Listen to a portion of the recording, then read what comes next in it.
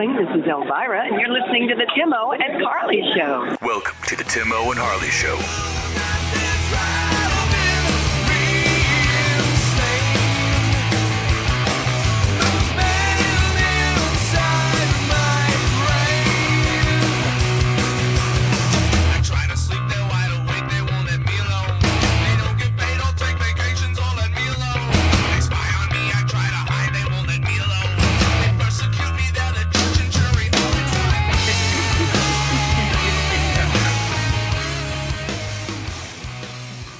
Thank you for listening to the Timo and Harley Show. I am Timo. Over there is my partner in mind crime, Mr. Ben Harley. Say hello, Harley. What is happening, people? Ben, Happy Hicks season, Harley.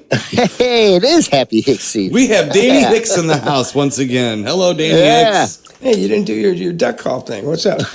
Oh, that's just when I'm trying to lure you in. You're already here. As a matter of fact, last week you were in the air. Yeah. And we were recording the show, and I did the duck call, and I had to stop real quick. I didn't want you to fall out of the sky. No wonder that pilot almost crashed that plane. I told him, too. I said, I better not do that. I go, he's got, he might hear me and just come, fall from the sky. That's right. I've done stranger things. Yeah. Anyway, hello, people. I'm so there it is. There it was. Actually, it sounded like he's severely constipated. Well, Danny Hicks from Evil Dead 2, Darkman, Stalking Bigfoot, other classics. Intruder, yes. Welcome, Danny, once again to the show as our third wheel in Mind Crime. Well, Tim, and Harley, it's such a pleasure to do this show. I mean, I really enjoy doing it, even though you don't pay me like you're supposed to. But I do. I enjoy it, and I don't. We're working on payment. We're working. Don't need the money because I've got $15 million, including according to IMDb, so. Which is always correct. Yeah, so somehow my middle name is Susan too. I don't know. It's kind of making me think maybe I shouldn't use IMDb as my main source of study for this show. I think I could be disseminating false news. I think. I'm not sure. Maybe it's a possibility. It might throw you a few bucks, Tim. Who knows? All right, I could use it. Send it to Millstadt, Illinois, P.O. Box. Yes. Yeah. Anyway, I'm very happy to be here. I always enjoy it, and thank you very much for having me. It's great to have you back, Danny. As always. Always. If I can, I have to make this disclaimer. You can tell my voice is just a mess. So bear with me, and I'll try to get enough volume out through the show to be able to do it. So I got them compressors, baby. Don't worry. Cool. Anyway, thanks, guys. So, Mr. Ben Harley, of course, Danny Hicks is in town not only to enjoy my company and aroma, but also Fragile Porcelain Ice playing with The Urge this weekend.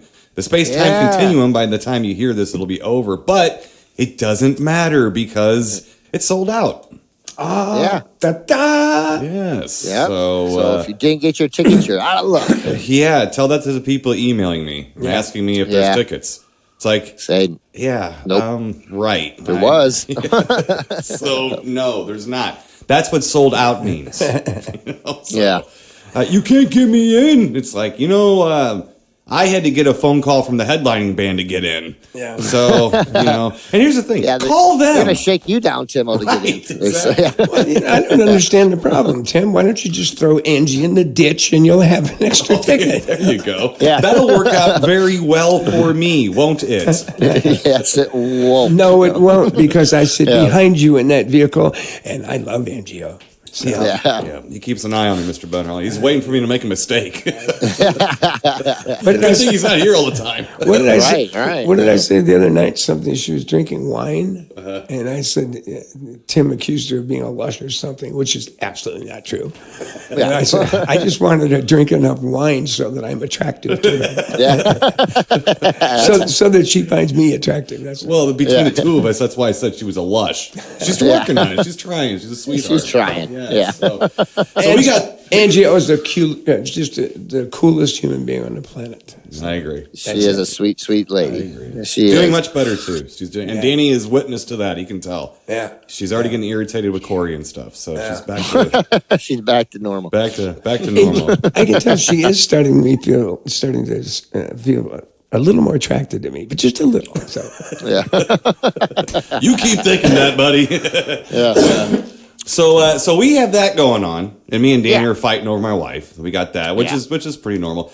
Have we said hello to the deep thinkers, Mr. Ben Harley? No, we haven't. We got to say hello to the because as I figured this out, I did a poll, and precisely 106% of our audience are deep thinkers. Is that right? That is right. That is correct. Thinkers. 106. How do you get that extra 6? Well, I'd tell you, but I'd have to kill you, and I don't want to do that. So I don't mind. well, I might not want to kill you. I might want to keep you in your misery. I don't mind. We gotta keep you around, Danny. Yes. Come on. I don't mind. Yes. So 100. So hello, deep thinkers. Danny Hicks is being reintroduced to our audience of deep thinkers. Deep. What's happening, guys? What's happening? So we have that going on, Mr. Ben Harley, and That's a lot, you had good. a professional wrestling match.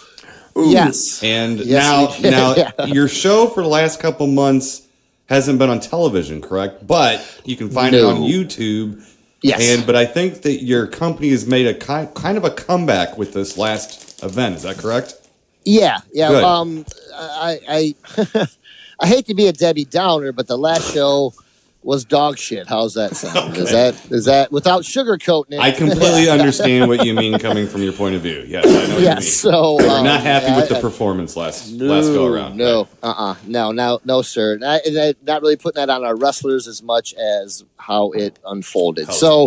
Yes. So, but this last show was really good. Them damn Sons of Michigan came down all the way from Michigan, which is about a 15-minute drive. Watch Danny's it. a son of Okay, good. Carry on. Danny's a son of Michigan, so I don't want to upset him too much either. But they came down about 15 minutes down across the border. Wow! And all the way from Michigan just to beat on you guys. Yeah. Wow. Well, see, when I was a kid, it took 15 minutes to get down, but 3.5 days to get back up because we were all so drunk on that 3-2 beer. So it took. It was just awful. It was awful. I bet. Yeah. But they came down, the Sons of Michigan, which is Nate Matson and Benjamin Boone, have reunited, and they stole the belts the other night. They won the belt. Jesus. We had a tag match, three-way tag match there, and I know it sounds a little kinky, but did they start their thieving by pinning one of your guys 1, 2, 3? Not well. We didn't get pinned. The old Huck, who used to be a referee. And Huck's he was a great ref, but he's not so good of a wrestler. No, he turned manager and he snuck in and threw a little Fuji dust or whatever in the eyes of old Andy Shane, and so it was like a 6-man.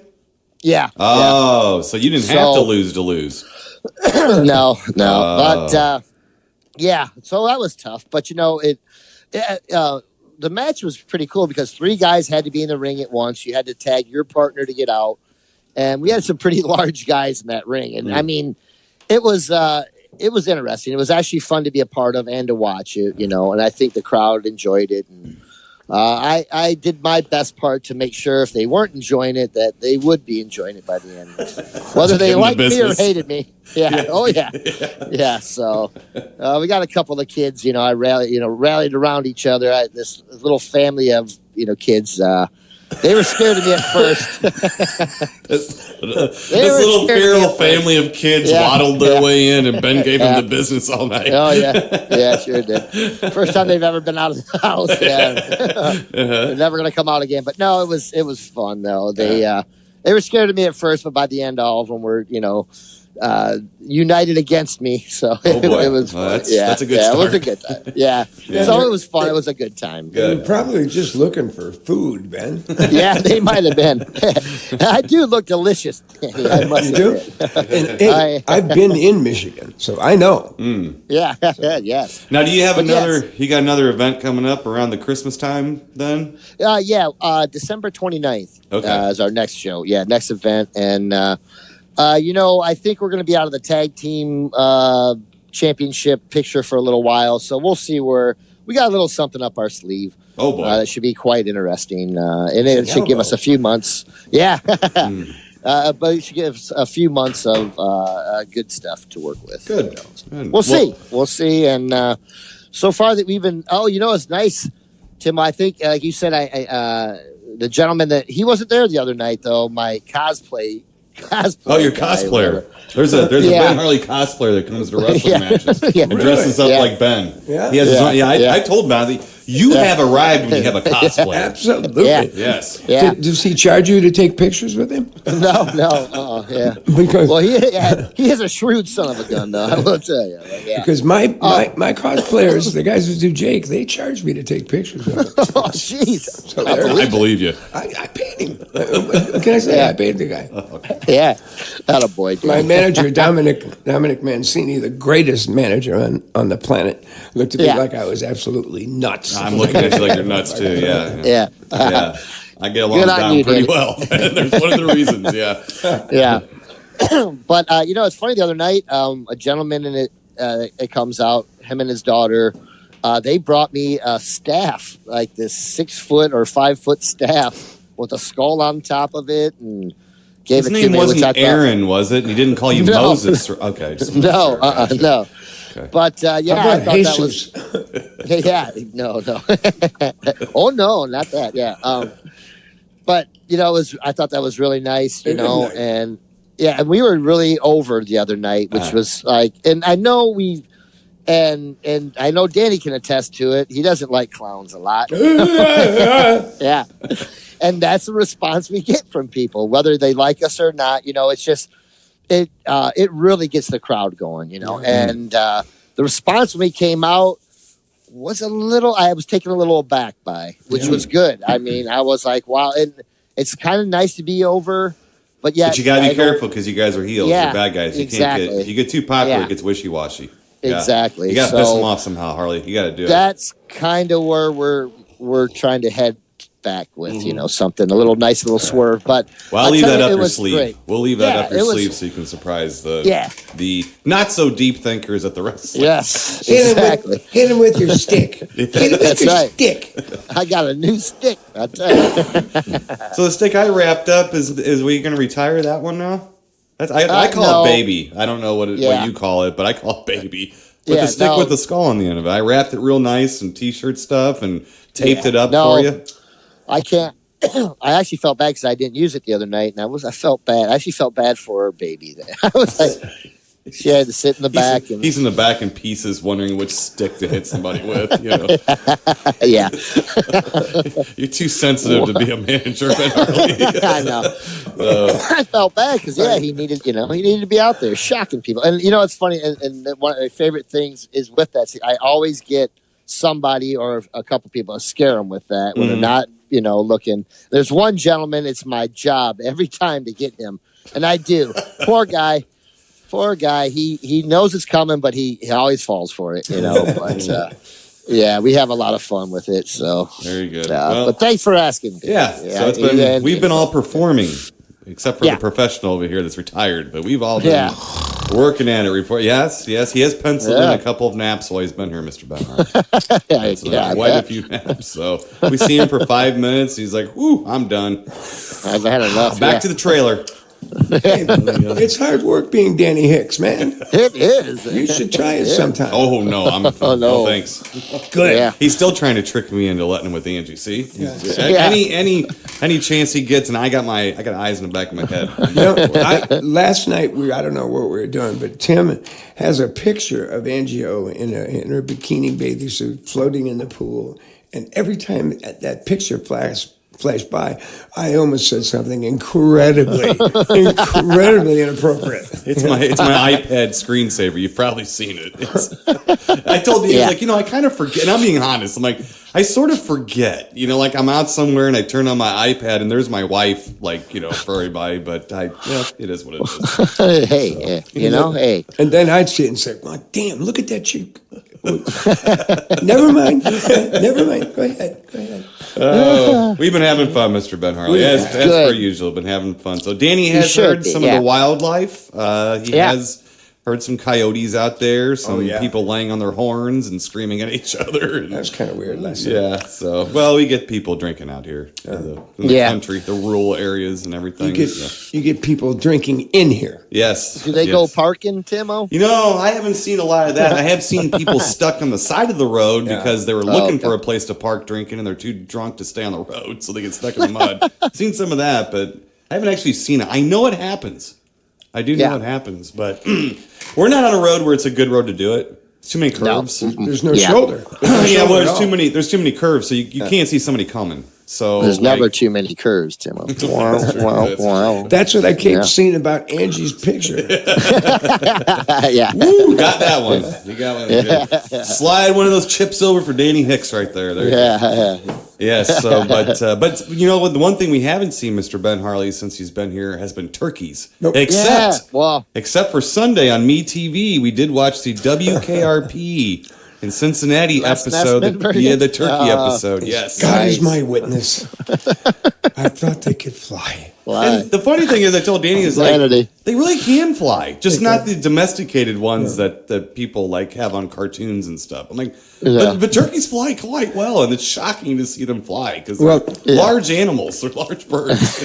Domesticated turkeys, you have to when you put food in a bowl, you have to put like shiny marbles in there. So they'll peck at the shiny stuff and accidentally get some food in their mouth. I'm serious, that's true. And sometimes in a real hard thunderstorm, they'll just look up and see what's going on until they drown. So domesticated turkey's not real bright. No. But the ones out here, they're all right. But they taste good. So. Yes, they do. We're going to they're smart them right now if you're not seeing them because they're hiding. Yeah, that's true. It is interesting how they are hiding or they're dead. Yeah. One of the they two, know so. This time of year. Like they're hanging out with a deer playing poker. Yeah, somewhere. Yeah. They're seeing all the birds migrate through the trees. Yeah, that's wait a second. I think I'm supposed to hide. Yeah. That bird, that guy's got an axe. That bird phenomena is just incredible. I mean, how many birds do you think were in that? Oh, we see a lot of birds. You know what I'm talking about, Harley, where they're just all flying together and it's like a horror film. And then they get into a tree and stop. Yes. And then they take off again like the tree exploded. Right. How many birds do you think were in that? Thousands and thousands. I have no idea. But we have a lot of them out here because there's like a lot of trees. Yeah.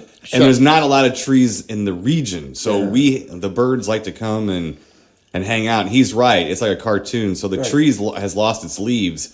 But you're like, look at those trees over there. They haven't lost their leaves yet. Oh, those were birds. Yeah, those were birds. Then it blows up. And you said these birds migrate, right? Yeah, they're migrating. Yeah, this happens around this time of year. Yeah. So they're migrating in circles right now.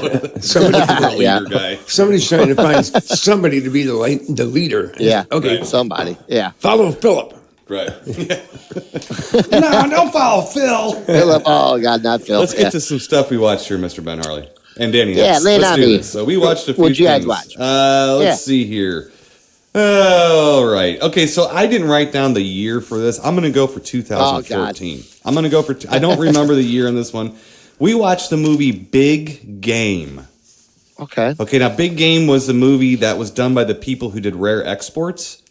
And it's the same cast, if you recall. Did we review this movie? Yeah. Or did I just send it to you? Well, it's the one with Samuel L. Jackson plays the president.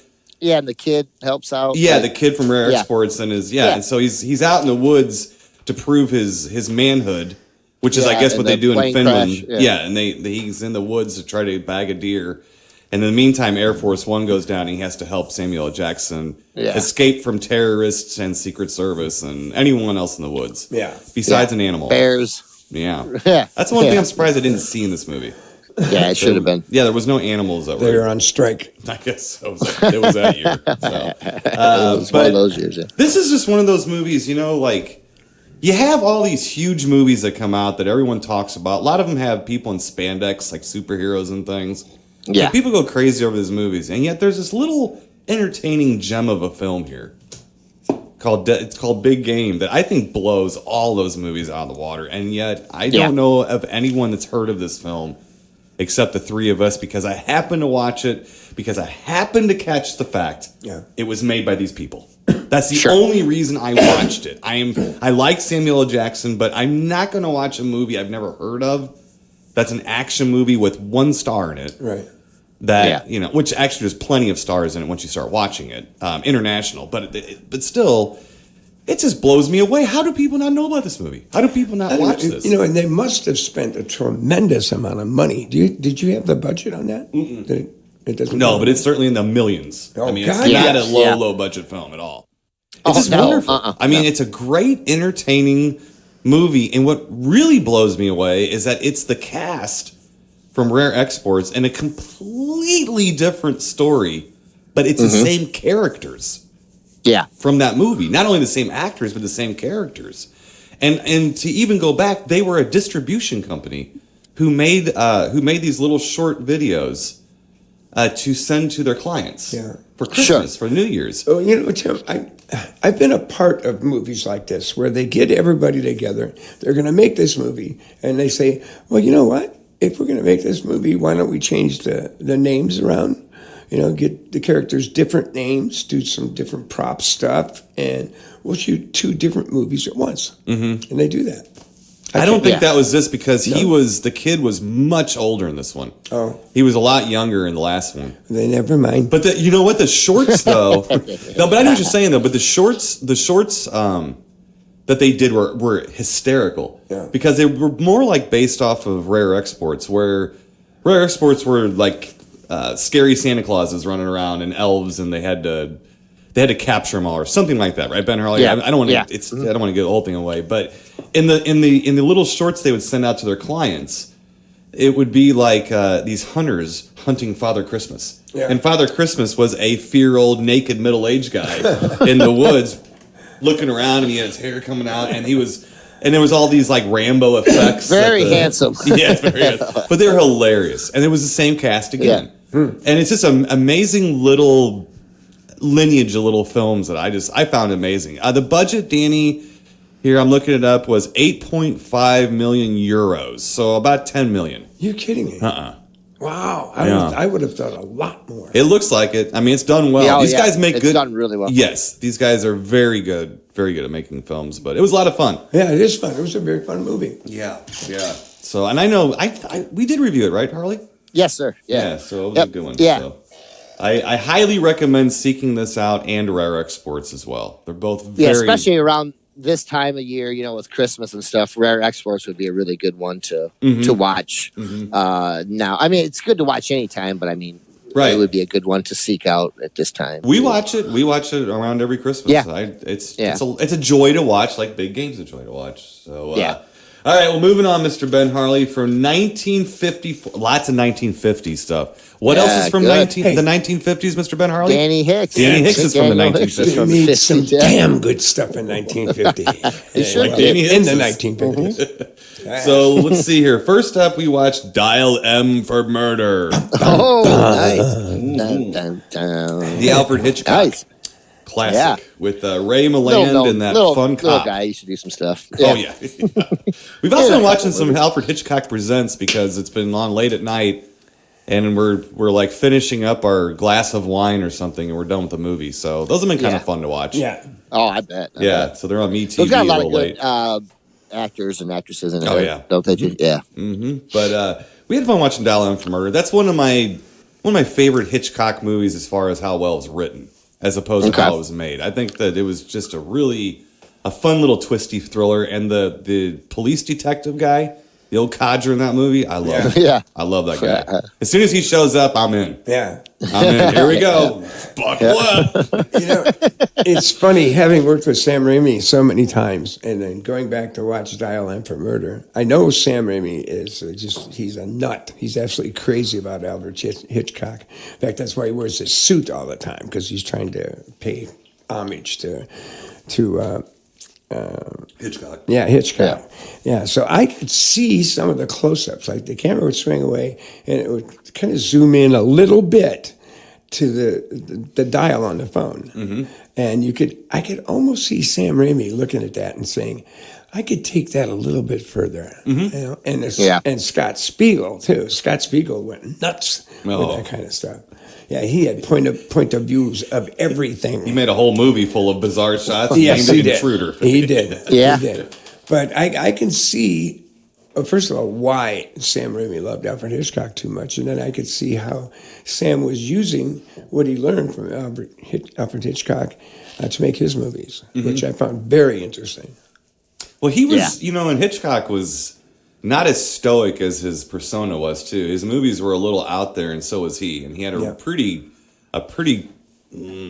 dark sense of humor. Yeah. I mean, what was it? The Trouble with Harry, where they're trying to hide the body and all. I mean, and that's very Sam Raimi-esque in a 50s setting. So it doesn't have the speed, but that speed was almost impossible back then, to accomplish. But no, I could see that. I could definitely see that. There's a few influences there, and honestly, a lot of the stuff I see in cinema Sam has influenced. Oh yeah, himself, definitely. Yeah. Well, it's cool to see where Sam got his influence, what he was influenced by, absolutely. and then to see all these other directors and producers.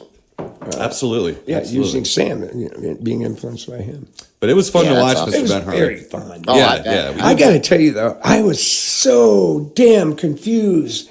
This movie, at one point, I thought, well, shit, I did it, But I was really confused, and then I finally realized all I had to really do was sit back and let Alfred tell his damn story, and I'd be fine. He would tell me everything I needed to know, so I could just enjoy it. It was confusing. It's like I tell Harley when we're watching an Italian horror film, just go with it. it. Just quit trying to figure it out. Quit trying to understand it. Let it happen. Like, I just don't understand what's going on. Just go. Just go with it. Yeah. Okay. You're supposed to act like you do and act snotty because you're watching a foreign film. End of story. Okay. So. Yeah. Phew. By the Makes way, it much easier. By the way, with Big Game, I was correct. I did look it up. It was 2014. So I do feel superior to everyone on the planet right now because I grabbed it out of the air was correct. So just want to remind everybody of that. See, moving on, Mr. Ben Harley. Well, we're going to stick in the 50s. From 1958, we watched The Blob, starring Stephen McQueen. Yeah, he did a couple little movies too. It's The Blob is fun, but it's holding up if you love that story. Mm-hmm. Sure, and there's some groaning parts in it and stuff, and I think it's to me the whole movie. I'm going, God, this movie owes a lot to Rebel Without a Cause. The way they're trying to over mumble it, over improv it, over. Does that what I'm saying, Harley? Like it's too much. Like, hey Dave, how you doing? No man, I'm just kind of just sitting out your daddy-o, kind of being cool. You know what I'm saying? It's like, I don't think that was in a dialogue. In an effort to make it seem realistic, they let people, just improvise. I got to tell you, I was a little disappointed in this movie. This is one of those movies that I saw probably on its original run. So, and I held it very near and dear to my memories. Unfortunately, my memories weren't as good as reality.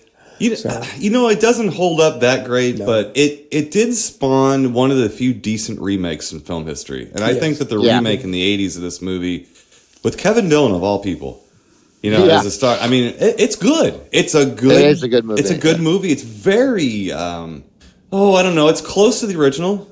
The remake felt like it was the script being redone again in the days of practical effects. Yeah. Not in the days of CG where everybody just cheats and just throws it into a computer. Allowing for your big budget movie to be $8 million with CG basically. But the remake of that is tremendous.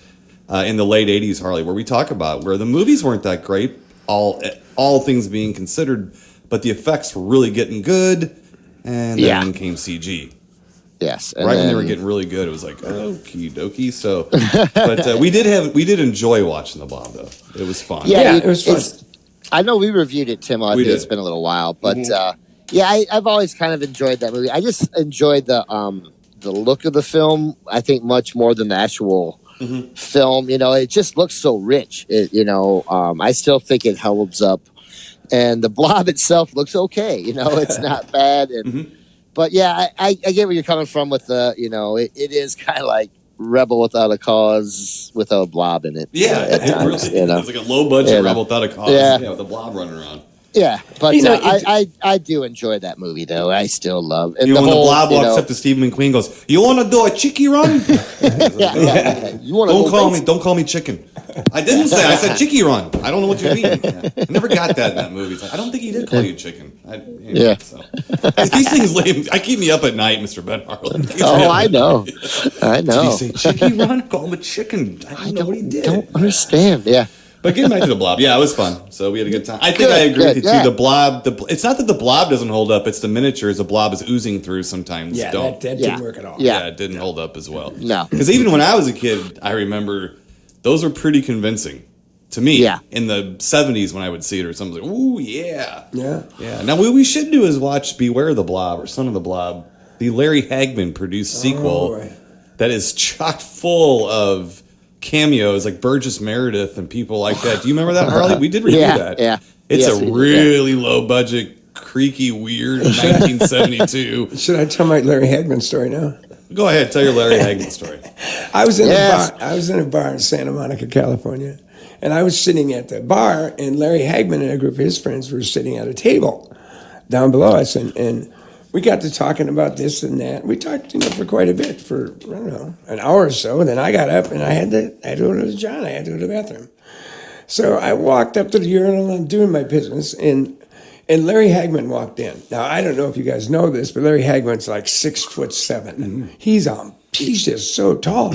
And of all the words I could have picked, I looked over and I said, and there he is standing there with his hooter in his hands. and I looked over to him and I said, man, I had no idea you were so big.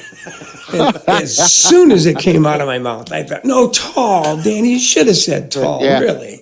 Yeah. My favorite part of the story is when Danny tells it, is when he says, as soon as it came out of my mouth, that's when I started laughing.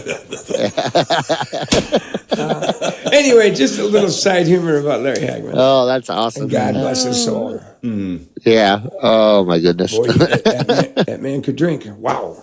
I believe Yeah. it. I believe Oh, it. yeah. But we had fun.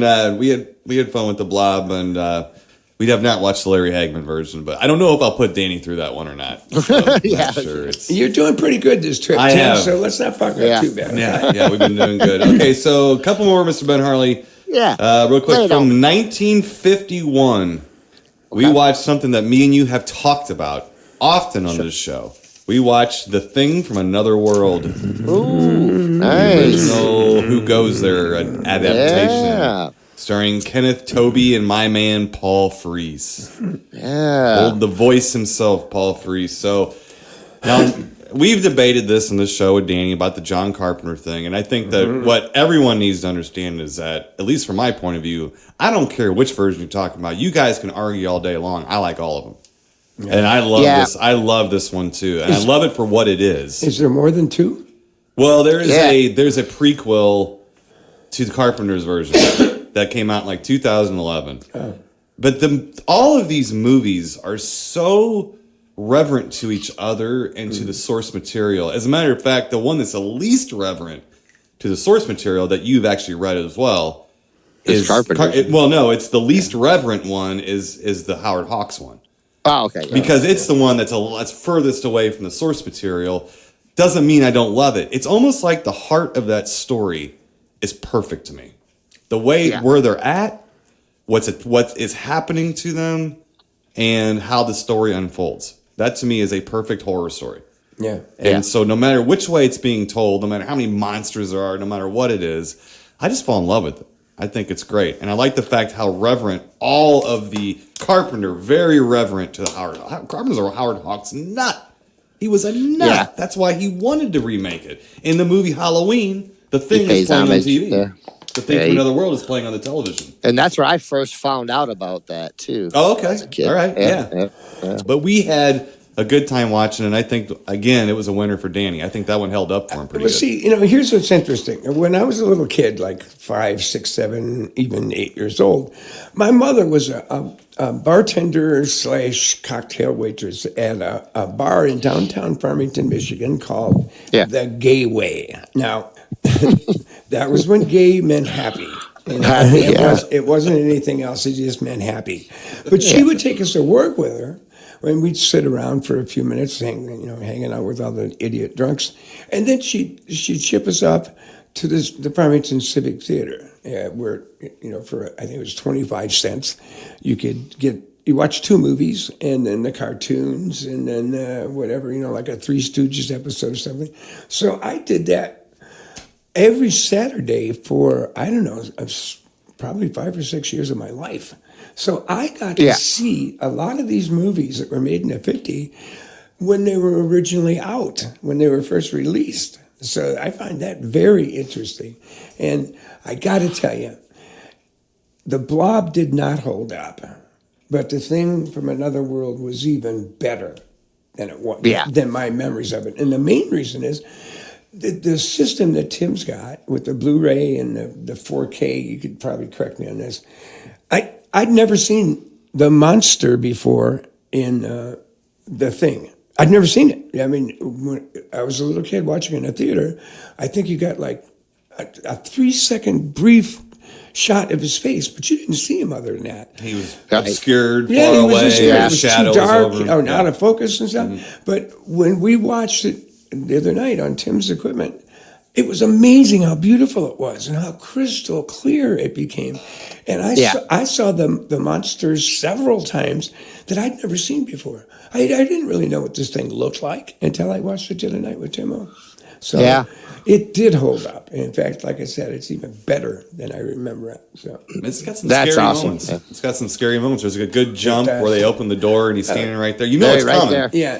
But they still set it up well where they keep opening door. And the funny thing is this. Go back and watch that movie. And there's a funny, somewhere along the line, I saw someone point this out. You want to talk about a movie with a lot of doors being opened and closed? Yeah. Watch the thing again and count how many times people open and close and go through a door and open and close all the way up to that point in that movie. For an hour, you're watching people opening and closing doors, opening and closing doors. And you can see, I think you maybe even find on YouTube where they have people that edit together all the doors opening, closing, all of a sudden, there's a monster. And they set the whole movie up for that scare almost. It's a great drinking game, wouldn't it? Yes, it is, exactly. So next time we watch it, we'll have to count how many times they open and close doors because it's pretty incredible how many times it happens. But and they got a great full body burn. I think that was the first full body burn on screen. Yeah. Like that. Really? Yes. Wow. So and they did it well. In fact, they did the full body burn. He twisted around, flashed and banged into stuff, and then they threw another pail of shit on him. And so he actually did the burn twice before he went out that window. Right. And you know, the way that this movie moves, I mean, it's really fast, and the dialogue's like a machine gun. It's and they never stop. Mm-hmm. It's a movie that just does not stop, and I can actually see a little bit of Sam Raimi in this movie also. I do too. Yeah, absolutely. Yeah.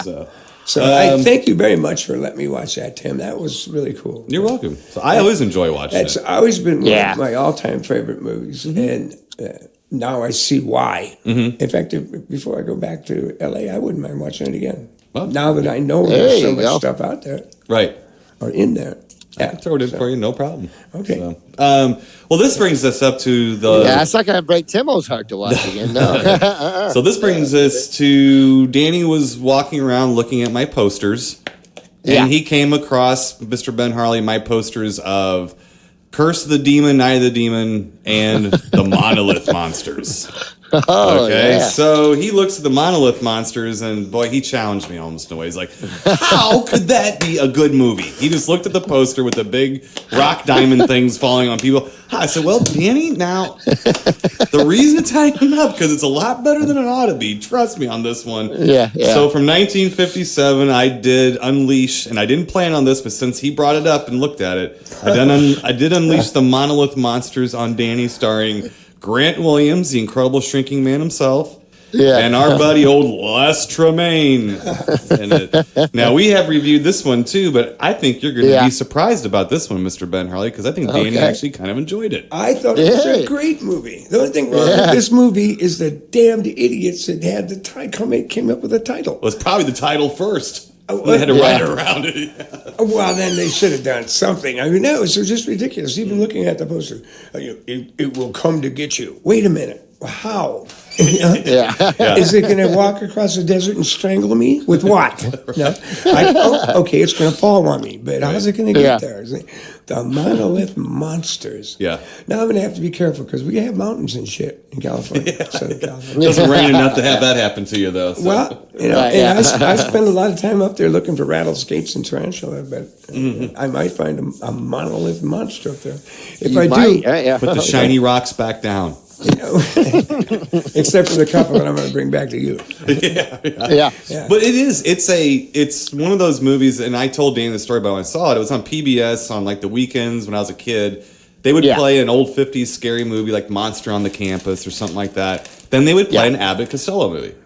And so one of the nights I got all excited, you know, it was time for my scary movie of the week, and I sat down, and the host, Irv Copey, I remember, boy, he was not exactly a regular horror host. He'd sit there with a coffee mug and a mustache and turtleneck.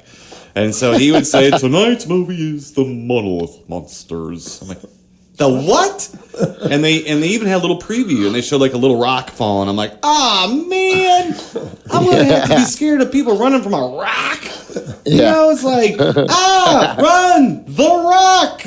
I don't know. But then I started watching it, and it's like The Giant Claw or something. It's these movies that were actually written pretty well and a good story. But in this one, the monster is surprisingly effective. Right. How it's maneuvering and moving. It's not a monster. It's almost like a disease movie or almost like a fungus movie and a non-thinking predator in a way. And those are great. It's scary. There's no rhyme or reason. It's just happening, and you can almost believe it because there's enough putrid science in it to make you think it could happen. Right.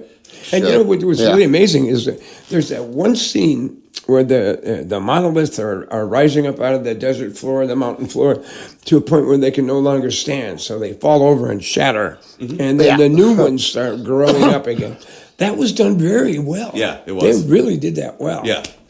Surprisingly well. So we did enjoy that, Mr. Ben Harley. I did. I think I surprised Danny Hicks. He's like, maybe you do like some good movies. But I told him, I said, you have to talk to somebody to find out.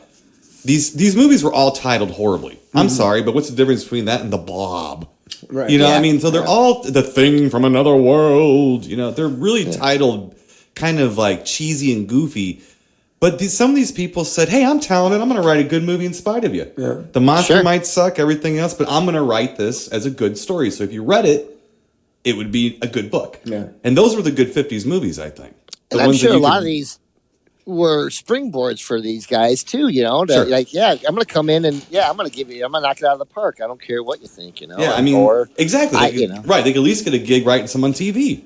Yeah, you know, and some of these are really good. They're hidden gems, really, you know, and they're fun and with lack of monster, a lot of times you had to write something, you know, to kind of scare you a little bit, you know, or get people the effect of getting people into the place too, you know, to see these movies. So good time. It was fun. It was fun watching that too. Now there was something else we watched, Mr. Ben High. I don't want to take too much time doing this. It's a bit of a soapboxy thing, but we've got Danny Hicks here. So this is something that I talk about sometimes, and it did become relevant this week.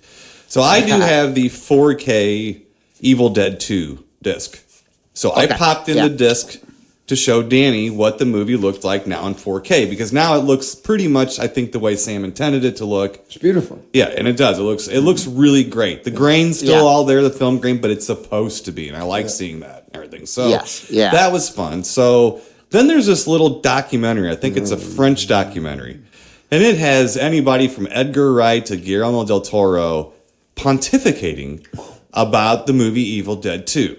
Now, Mr. Ben Harley, on the show before, we have discussed how as these movies age, they become almost like deities to people. And these low-budget, fun, not run-of-the-mill, but these low-budget, fun, zany movies, all of a sudden people start attaching these deep meanings onto these movies. I will go back to the documentary about The Shining, where they took the color of the cans in the storage room and we're trying to convince you that Kubrick actually had time to worry about which direction they were spun in.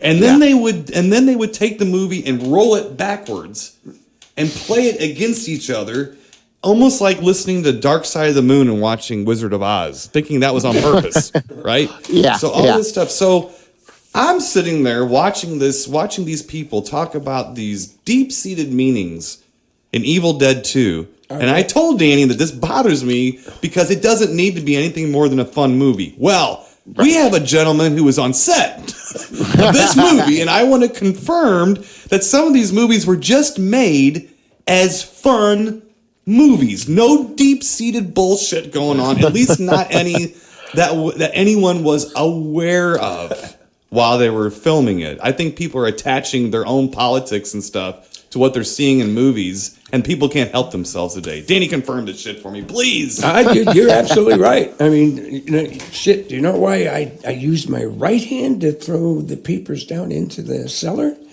Because that's the hand I had the fucking papers in. It's not because that's the hand I use to touch myself at night when I go to sleep. No, I'm sorry. Right. That's the way it is. And then there are things like, why is that color blood that color? Because that's what color we had. Right. Yeah. Come on. How we mixed it that day. To be truthful, that just the whole thing pissed me off so much. I tried to run away, hide as much as I could. Yeah, you had to walk away. It's just silly. It's just silly as nonsense. Yeah. Right. It's a fun movie. Well, it's offensive to me because I like, and I've been telling Danny this too, and Harley, we talk about this on the show a little bit. In the world we live in today, I enjoy events and things that we can all come together and enjoy. Like a football game. I just want to root for laundry. Like with someone who might not agree with me about anything, but we can agree that our laundry is better than their laundry, and let's root for that for no other reason than we're sitting next to each other. Reminding each other we're both part of the human race. Sure. And I think the more that you take movies like this and try to attach meanings to them, you're not doing it a service at all. No, you're doing it a disservice. Exactly.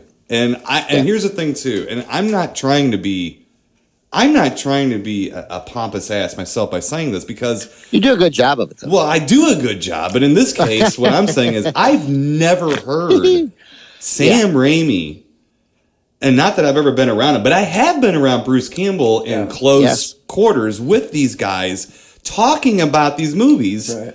I've never heard anything deep. I've only heard funny stories how they got the money. Stooges, for God's sakes. It's not deep, it's the Three Stooges. It bothers me. And that was horrible. Yeah. Yeah. What was your motivation in that scene, Mr. Hicks? Right. My paycheck. Right. Yeah. But it does bother me when we take things that are like, if you watch the movie Coming Home, okay. Yeah. That's got ramifications. That's a movie, and no one remembers it because it's not fun. Evil Dead 2 is fun. The Thing from Another World is fun. These movies are fun. They're pure entertainment. That's what we love about these things. That they are escapism. Mm-hmm. I don't want to see everyday problems. We live through them. These movies were made as a diversion, escapism, and it's what I love about them. When you're done with your day, you want to have a little smoke of something, a little drink of something, and you want to just relax and let the day exercise itself so you can sleep.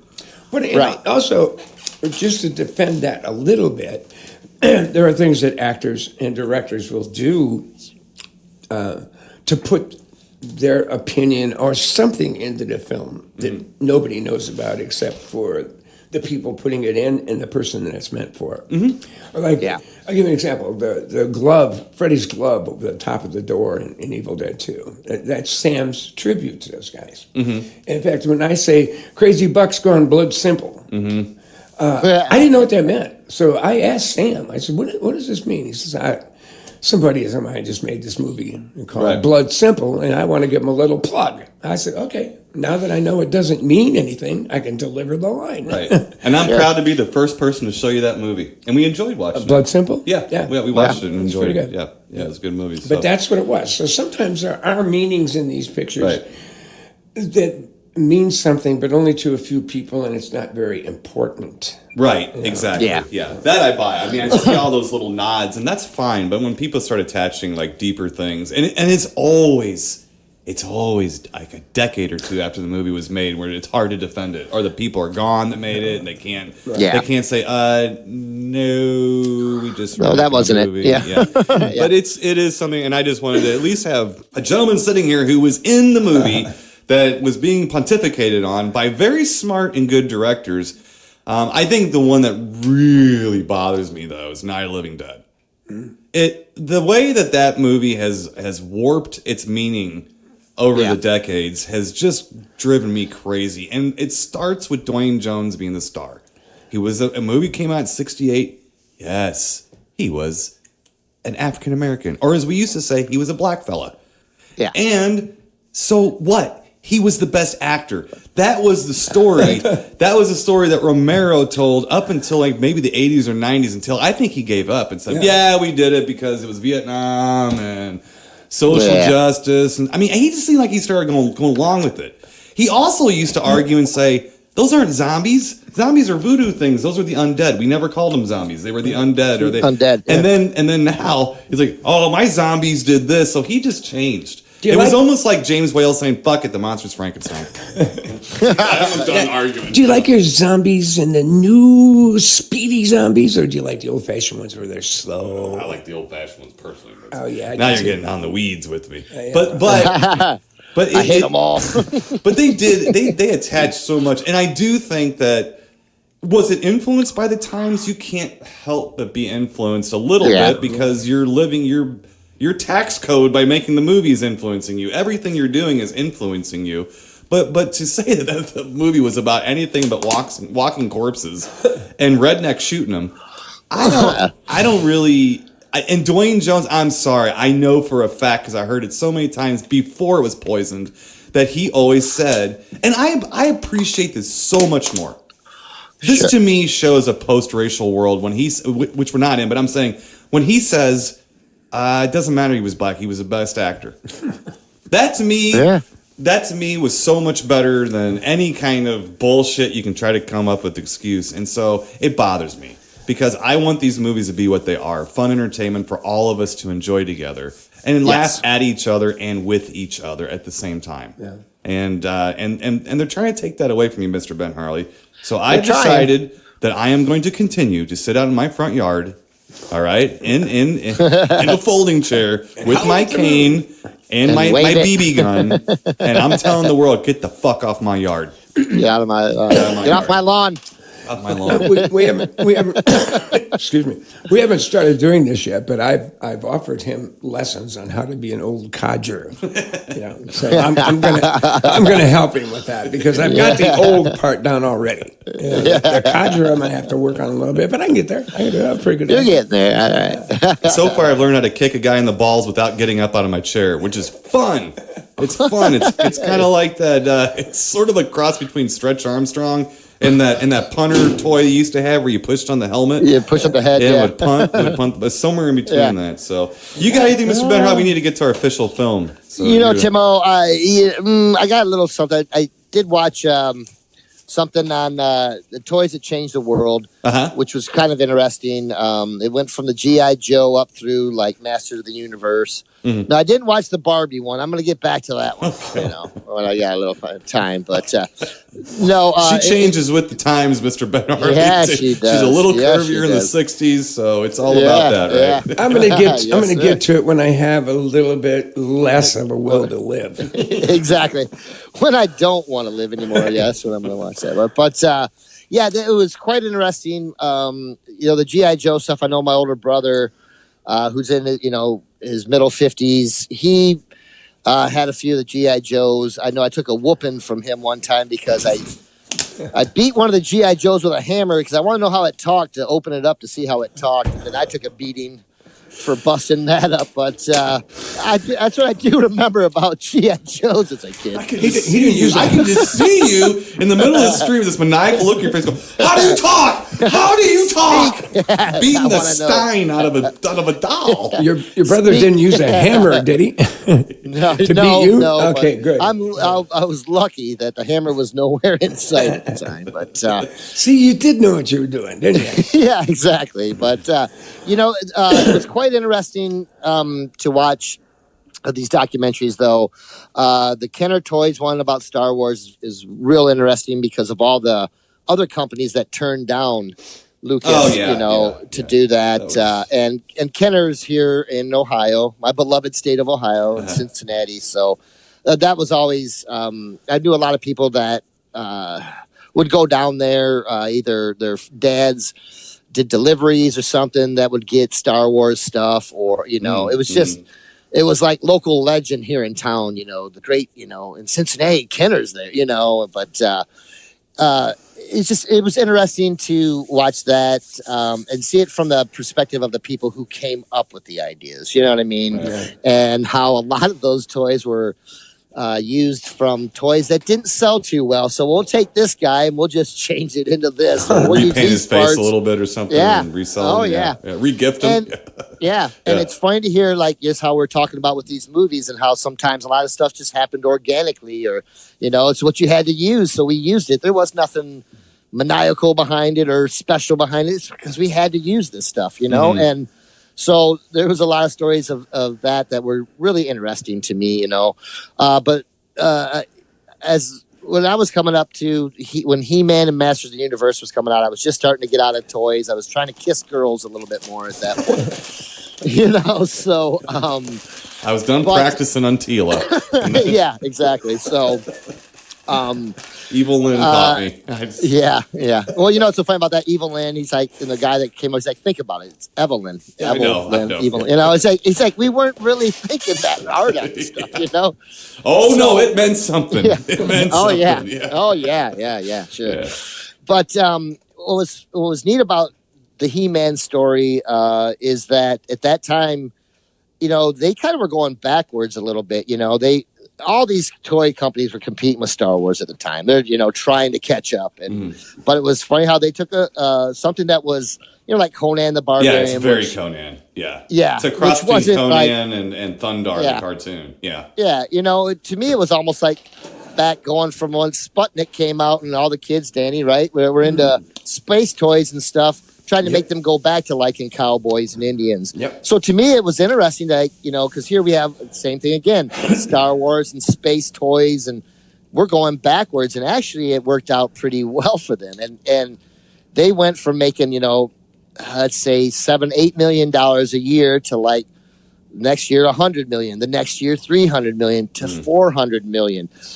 But when the floor dropped out, it went from $400 million to the next year $7 million. Right. And that just killed it, Right. But I think what really, and you and I talked about it, Tim, a little bit off air, what really kind of killed it too is once these toys were really cool, and here you're these big beefy guys, and there's a Skeletor character and Castle Grayskull, and you had Evil Lynn and stuff too, but like this stuff was really more masculine and stuff. And then they came out with this cartoon that was just awful. Yeah, and that was last toys I was kind of playing with. We're a few years apart, and we were talking about this. It was just right after your toys. This is right at the end of mine. And that damn cartoon came out after the toys. And then you're like, who the hell is this Orko character? What's this little floating wizard without a face? He was never a toy. And he totally, he gummed up the whole works. He made it all, cutesy and stuff. And it was like, man. Yeah, so I mean, really, the cartoon killed the toys. Yeah, it did, and then the movie came out, and then that the Dolph Lundgren movie.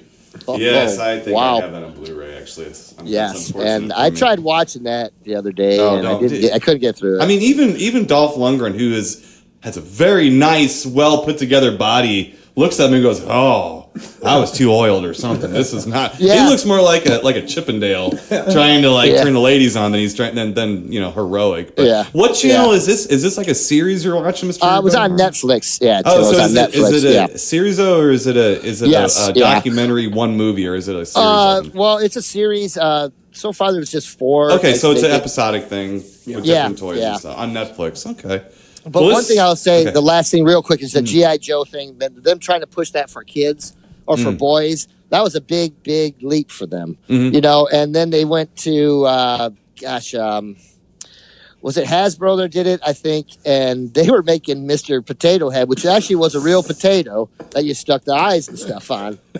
So when they went to them and pitched it, they were like, I don't know, we got these potatoes. I don't. You can't call it a doll. It's for a boy. No, it's an action figure, but even the reimagining of G.I. Joe was insane too. How they did that, that was, and that was outside of my wheelhouse too. I was older. I think I was in high school when that stuff came out, but man, it really, they claim basically that G.I. Joe, the original, plus the new stuff, is the highest selling toy of all time. Gotcha, yeah. So, and that was the opposite. The cartoon of G.I. Joe is actually really good. That came out in the 80s, and then the toys were what they were. But what I enjoyed is the commercials. Was watching the commercials again because I hadn't seen them since I was a little kid, and so those were fun those are to fun. watch. Yeah, but that's it, buddy. All That's right, it. let's get to our official film, Mr. Ben Harley.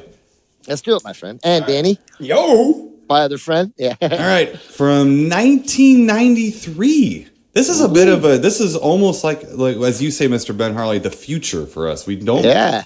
No. It's either usually 80s back to the 1880s. We don't usually get into the 90s here, so we're getting into some uncharted territory for us. The movie that we're going to review, Mr. Ben Harley and Danny Hicks, is Matinee. Yes, sir. Yes, directed by Joe Dante. Yes, sir. What did Joe Dante do, Mr. Ben Harley? The Howling. Yeah, the greatest. So you kind of like that movie a little bit, don't one you? of the greatest. We debate it. We debated between that and American Werewolf. That's okay. Yep. And he also did Gremlins, too, right? He did do Gremlins, yeah. Well, and a few other good things, yeah. So let me get movie guy, Mr. Ben Harley, and I'll give you a very short one-sentence storyline synopsis here for Matinee. All right, here we go. Yeah. A small-time film promoter releases a kitschy horror film during the Cuban Missile Crisis. It's not exactly a sizzle reel of explanation there, but that's a movie, though. The movie, John Goodman plays a William Castle-esque character, and he has a new movie called Mant, like man-ant, Mant. Yeah, Mant. And he is bringing Mant to a theater in Florida. Yeah. To premiere Mant. And then he's got the whole play in William Castle tradition. He has the place wired up with some tingler type seat vibers, and then he's got vibration things, and then he's got like some earthquake sound, and he has what did he call that? I forgot. What did he call that? Rumble Rama, and then he had, I think he had the odor thing going on and stuff like that. So a ballyhoo guy, just like William Castle. His wife / starlet of his movies, her name was Ruth Corriday. Like my girl Mara Corday. Yeah. Little take on her name. So that's part of the story. Him going down there to set up this theater and get it ready for his premiere of Mant. And then the other part of the story are kids, early teenagers, and their life and the sexual awakening. Yeah. We're trying to figure out what we didn't like about this movie, but I think just hearing you say that has given me a clue here. So basically, I am supposed to identify with 13-year-olds in 1962 during the Cuban Missile Crisis as they're trying to flirt using language I don't understand anymore because I wasn't around there, Mr. Ben Harley. I am a product of the 70s. I was. Yes, you were. So this movie has a family movie feel to it, but it's not really a family movie. No. It's not really. It's just got an odd feel to it, an odd timbre. So I'm going to start with Danny Hicks because he was around for the Cuban Missile Crisis and all this too. And the one thing that I did say while we were watching it is I didn't feel like it was as inviting for a person like myself who wasn't around then, as opposed to Danny who was around then. I think the movie was a little more inviting to yourself than to me. I thought it was going to be, but it didn't. I think one of the big problems with this movie is it tries to tell too many stories. Yes. I mean, he's got the wife-husband thing. He's got the angst that the teenagers are feeling. He's got love stories. He's got everything. It's just too separated. It just never coheses. It's just a bunch of stuff out there. And to be truthful, most of it's wrong. I mean, I remember the Cuban Missile Crisis very well. That was a very, very scary time for our country. I mean, people were petrified about this, which was kind of my awakening as a future protester, because we've got missile bases all around Russia. So what's the big deal with one that they've got in Cuba, whatever they say. So Cuba. There was that, but it was terrifying. People were absolutely terrified back then. And the kids didn't talk like this. I mean, they were trying to come up with hot rod jargon, none of this other crap. I don't know. They just didn't do any of that stuff. I was hoping it would take me back to those times The only thing it really did take me back to was the Cuban Missile Crisis. The rest of it was just nonsense. It's just nonsense. Yeah. And back to the Farmington Civic Theater, I remember the Tingler when it first came there. The Tingler. Yeah, and they were supposed to do all this shit with the seats and the scary stuff. They never did it. And I was really disappointed because I would. Yeah, that's a shame. Seeing as how I lived a big portion of my life in that theater, I talked to the manager and the owner actually, and he was telling me about all this stuff that the people from the Tingler were going to do, and it was the stuff that we saw in this movie. And I really wanted to see it, but they skipped us and went someplace else and did it. So I was disappointed. But this movie fails on a lot of levels, which is unfortunate. I mean, because Joe Goodman. John Goodman? Yeah, John. What did I say, Joe? Joe. Yeah. All right. Back to the 1950 guys. He's a great guy to go bowling with, and I think he's a great actor. But he's from here. He's a St. Louis, the region. He's from this region. We claim him. St. Louis claims him. Yeah. I used to hang out at this bar called Residuals, and a lot of the actors were working down the street at one of the studios or whatever, and they would come in after a hard day and have a couple beers, and John Goodman was one of them, and he always wanted to go bowling. But I went with him a couple times. He's a good bowler. He's a very good bowler.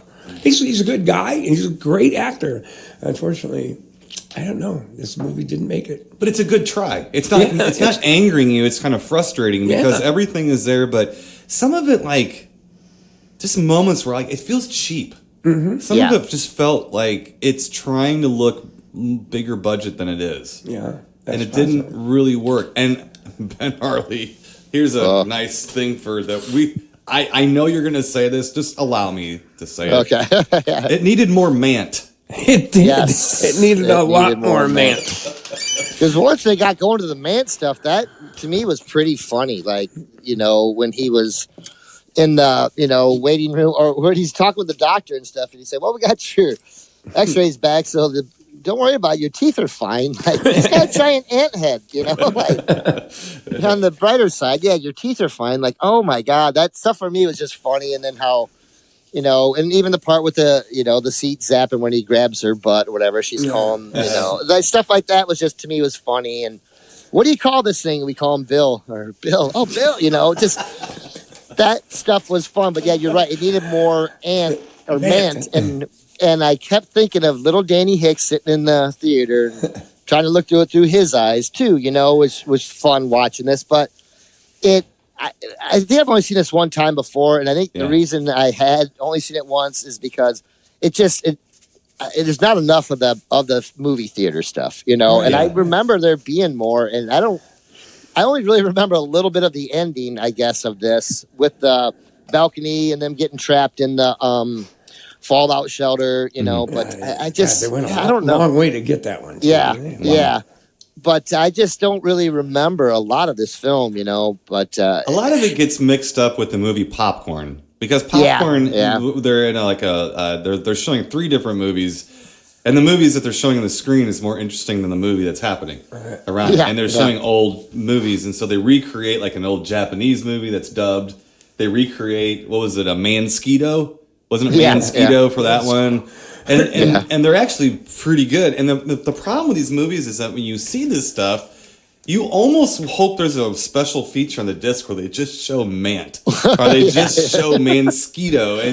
And I think it sort of it hurts the movies. And I know it's got to drive the directors just crazy. Like when the Mystery Science Theater guys were driven crazy because they spent so much time on their wraparound stuff.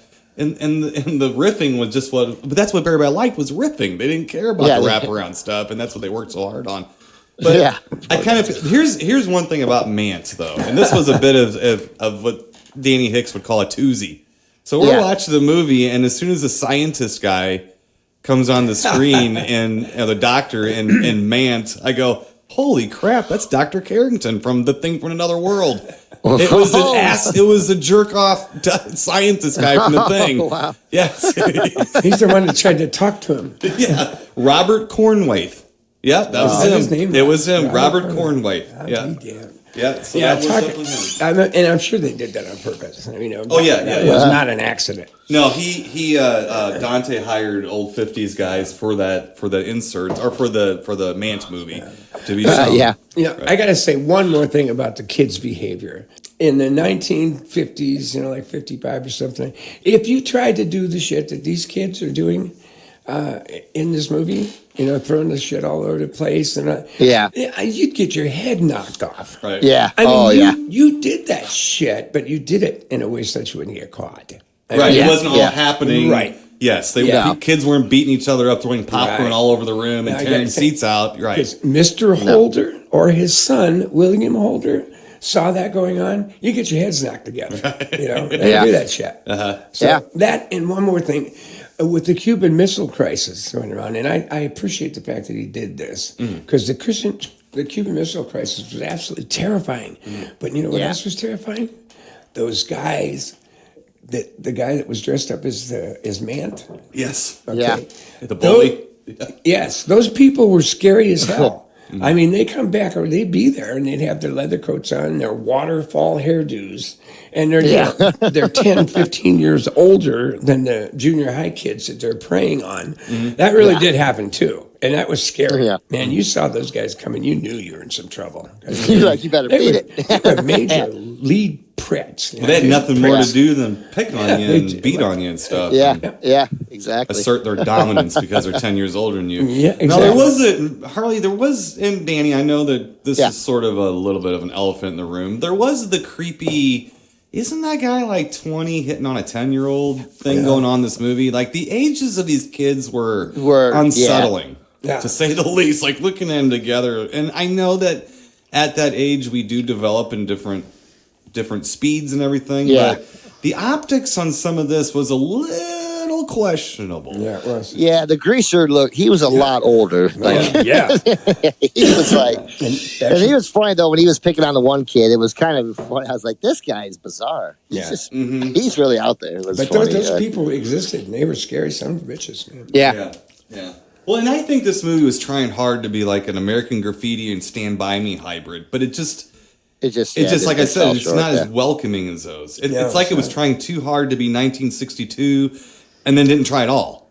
And then would try again for a second, and I don't know, and still having a hard time with the 13-year-olds and everything, and it's like, wait a minute. Well, Angie brought it up first. She did. Yeah, she said, that's kind of creepy, man. Yeah. And it's what's even kind of creepier is they're trying as gentlemen, they're trying to seduce us into thinking these little girls are hot and stuff too. And I don't appreciate that a whole lot either, because first of all, it doesn't really work. It just makes me wonder about people behind the camera, which I guess can be kind of icky. And I'm not saying that people behind the camera were all a bunch of pervs, but I'm saying they're a bunch of pervs.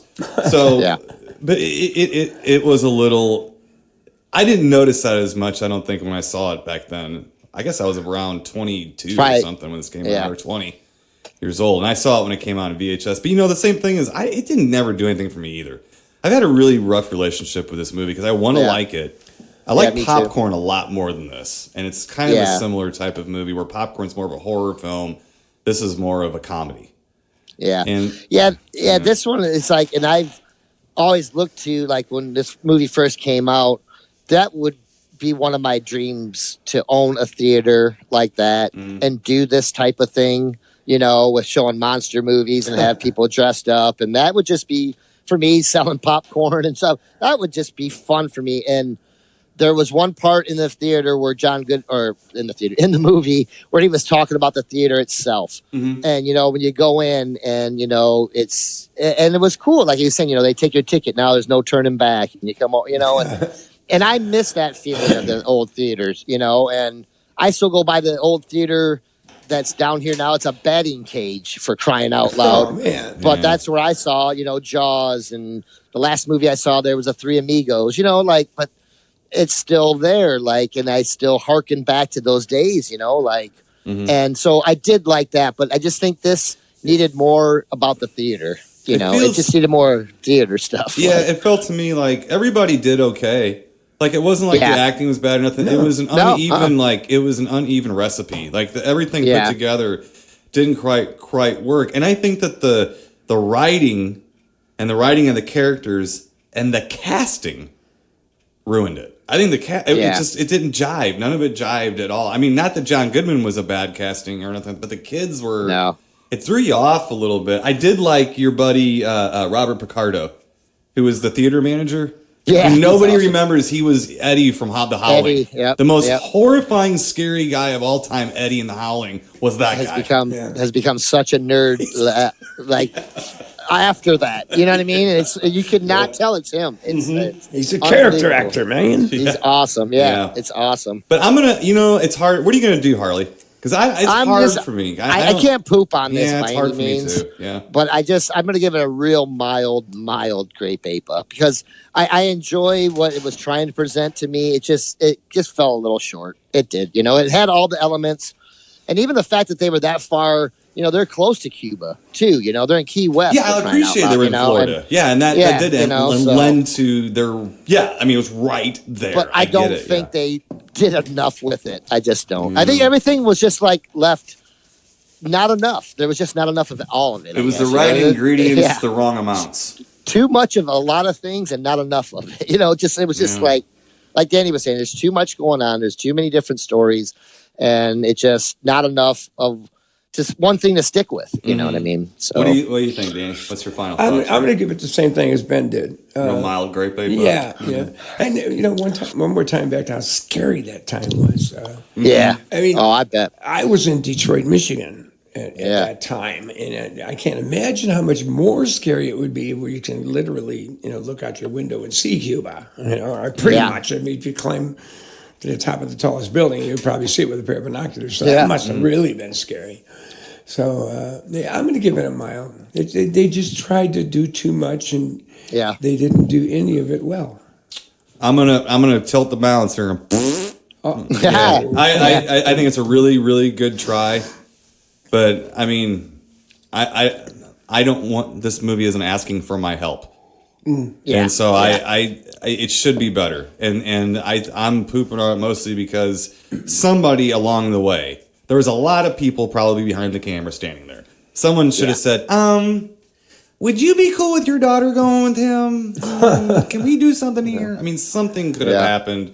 And I think that I think they kind of dropped the ball on this. But it fell short. It's not horrible. It's not the worst movie I've ever seen. I get it. No. And I am on the fence, but I'm going to go on the poop side to kind of even out because I think you guys are struggling a little bit too. You didn't want to, but I'm going to do it for you. I'm pooping on it. Yeah. But here's another thing. I have to say this. Those guys with the curly blonde waterfalls and the leather jackets, they were real. I mean, they were really there.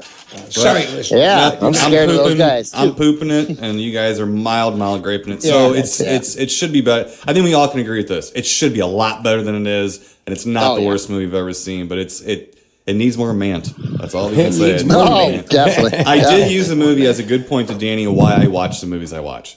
Because we're sitting there wanting to watch Mant. Yeah. And if I had Mant on Blu-ray and pulled it out, Danny would be like, oh, God, what are you getting into? But let's watch Matinee. So I was kind of using the point. That we tried. This is why I watched. With this one. We did. I did think of Danny a lot while watching this, thinking of Danny and being that age and growing up watching those in the theater. Said, that's what's wrong with that fucker. That's why Danny's so crazy. That damn greaser. Yeah. All right, guys. Well, we're gonna get out of here, and then we will continue next week with our Hicks season. Hicks season, baby. A hunting we shall go with.